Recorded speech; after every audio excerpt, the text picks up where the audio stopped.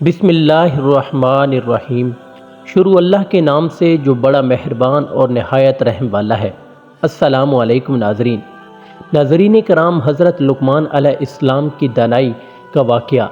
حضرت لقمان علیہ السلام ایک رئیس کے پاس نوکری کرتے تھے۔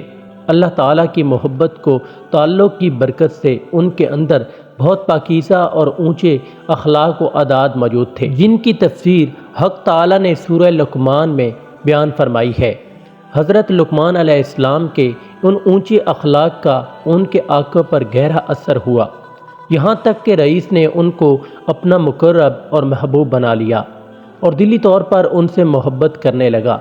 پھر اس رئیس کا معمول ہو گیا کہ ہر نعمت کھانے سے پہلے حضرت لقمان علیہ السلام کی خدمت میں پیش کرتا، اور جب حضرت لقمان علیہ السلام سیر ہو کر کھا لیتے تو بچا ہوا یہ رئیس کھاتا۔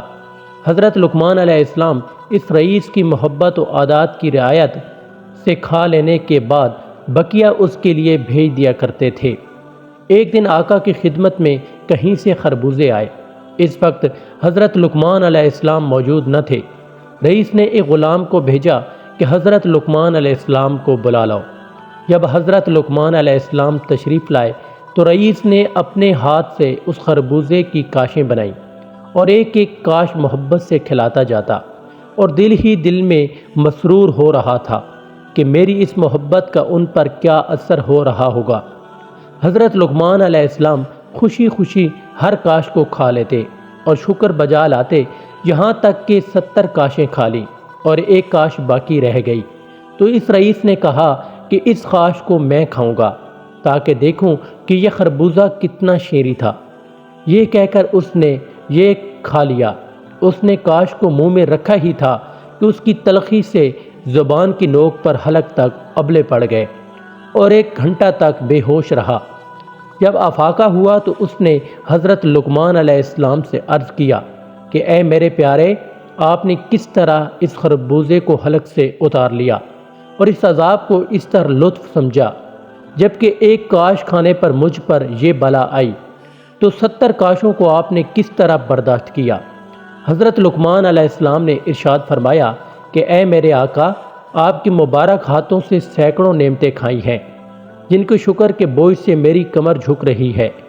بس مجھے اس بات پر شرم آئی کہ جس ہاتھ سے اس قدر نعمتیں ملی ہوں، اور اس ہاتھ سے آج اگر ایک کڑوی چیز عطا ہو رہی ہو تو اس کا شکوہ کیوں کروں؟